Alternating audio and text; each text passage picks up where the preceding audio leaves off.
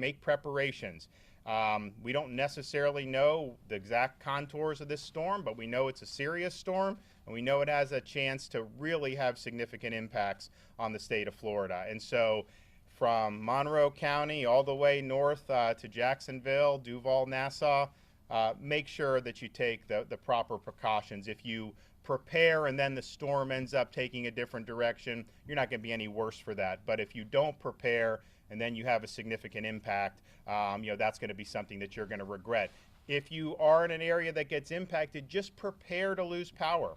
We're working with some of the utilities. I've been in contact consistently with Florida Power and Light. I was able to speak to the JEA president. We think it's very important for the state's recovery efforts that there's a plan in place for the utilities to, work really quickly to restore power. And I think all of the ones we've been talking to agree with that. But even if you do that as good as can be expected, there's still going to be a loss of power if you get impacted by a storm of this magnitude. So take precautions of that.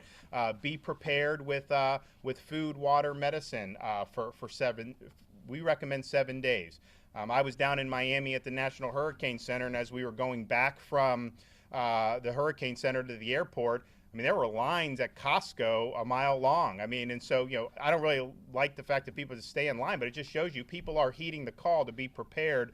And I would also know we're in contact with companies like Publix and Walmart, just stressing the importance of having restocking the shelves, and I think they've been great to work with. But you also can get some of this stuff on Amazon. They're still delivering, and hopefully will over the next several days. So just do what you can to be prepared. If you are in an area like parts of Jacksonville that have experienced flooding in these past storms, just prepare that if the storm does impact this area, that you're going to see water, you're going to see flooding, and take the necessary precautions. Understand where shelters are in your area. Understand where evacuation routes are available to you. I was speaking with the mayor about whether there's going to be evacuations here, and I think because the storm slowed down, those orders, if they come, may not come until Saturday maybe. And that's fine because you want to make the best decision you can. But if there's an evacuation order issued, heed your local officials. Especially somebody like the mayor who's been through this. He's not going to do that lightly. If he's doing that because that's the way to protect people's safety. And we will work with the Florida Department of Transportation so that if an evacuation's ordered, we'll waive the tolls. We'll do what we need to do on the roadways to make that effective. Just a couple updates on some of the other things that we're doing.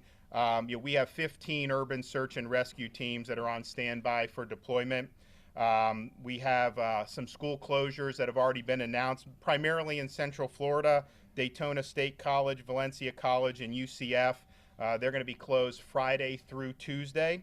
And then the Department of Education in Florida held a hurricane preparedness conference call with superintendents and with our state college and university presidents to receive an update on their hurricane preparedness plans. And on Florida Department of Education's website, we will be posting the school closures as any additional ones are announced.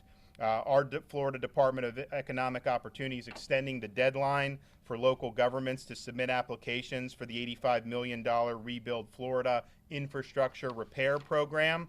And then Visit Florida, I mentioned earlier today, they have activated the Expedia Visit Florida Hotel Accommodation web portal to support folks who are in mandatory evacuation zones. And it's www.expedia.com/Florida. We appreciate them offering that.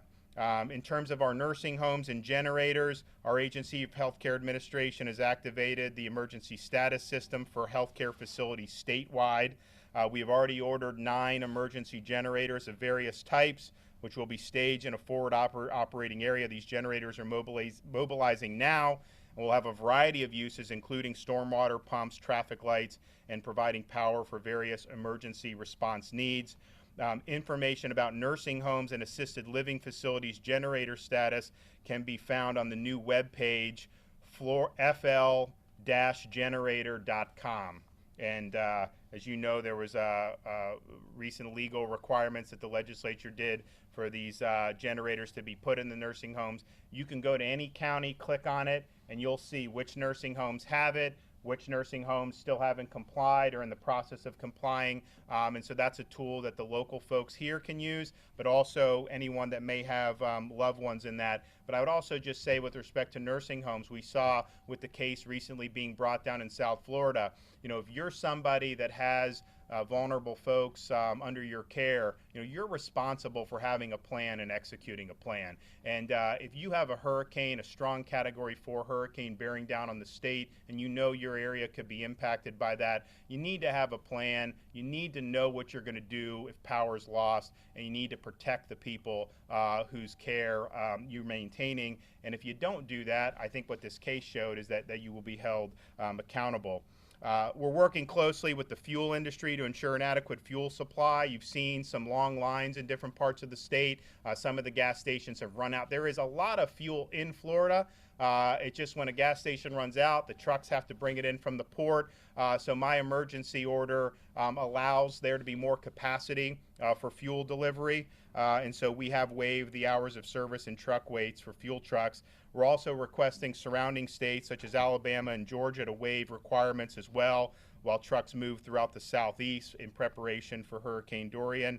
And we're working with industry partners to identify additional resources, if necessary, including truck staff, etc., to distribute more fuel throughout the states. And so we want to make sure that we're working well. Obviously, the Attorney General is going to be monitoring any places in terms of price gouging. We've seen some reports of that, not just with fuel, but with water.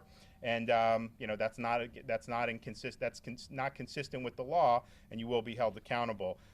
We have over 800,000 gallons of water in the state and 1.8 million meals ready for distribution. States also ordered an additional 200,000 gallons of water in preparation for the storm.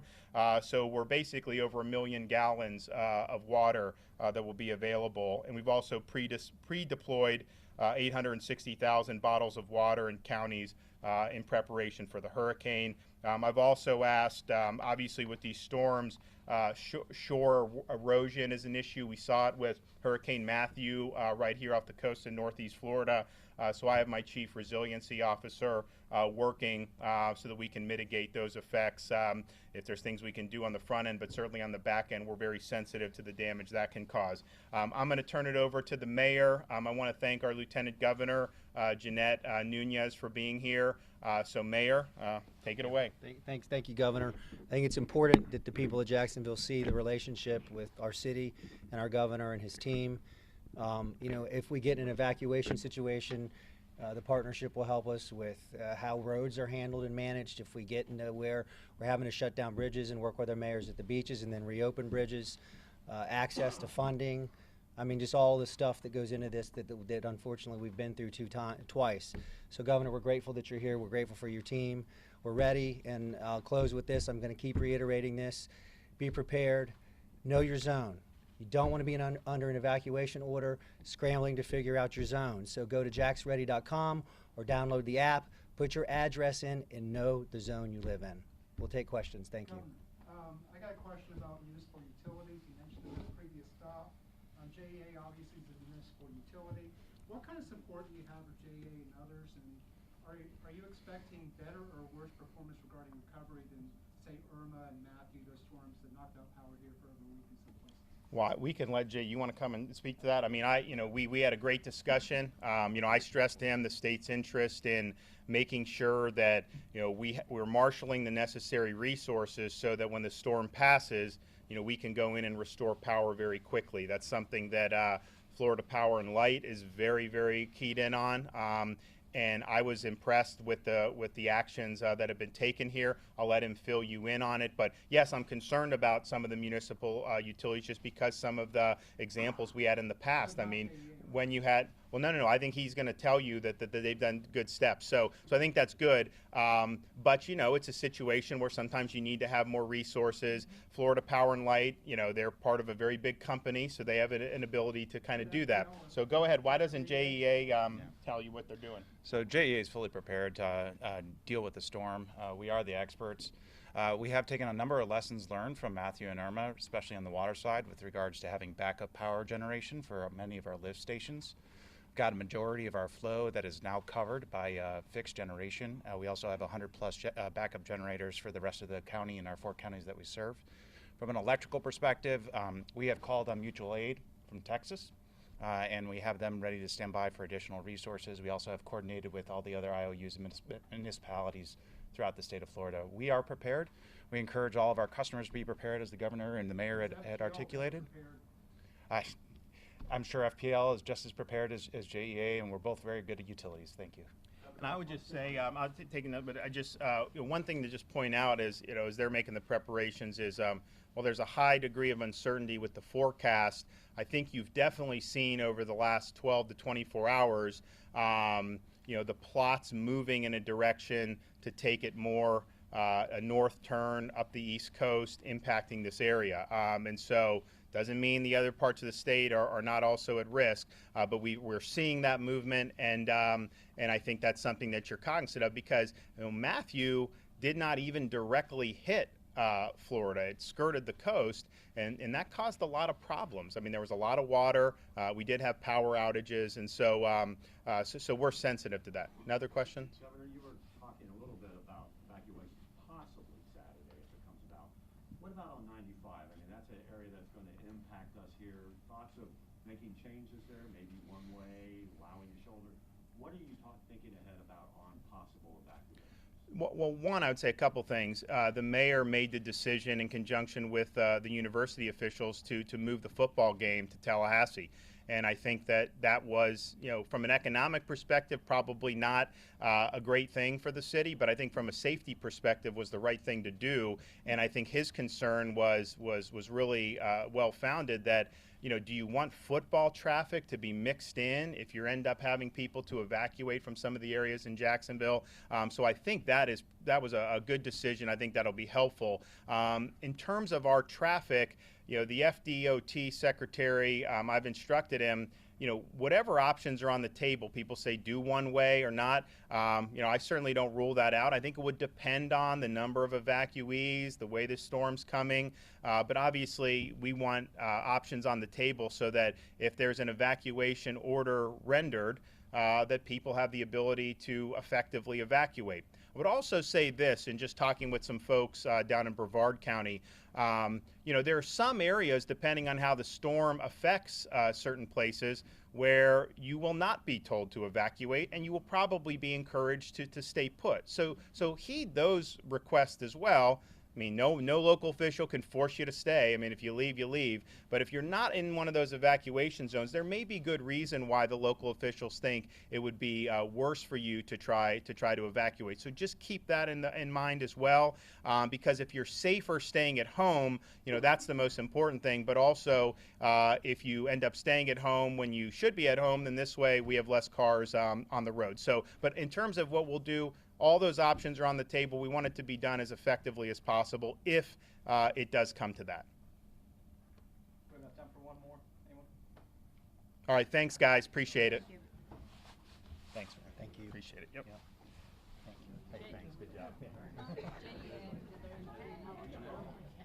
Good day? Yeah. See you. Travel safely.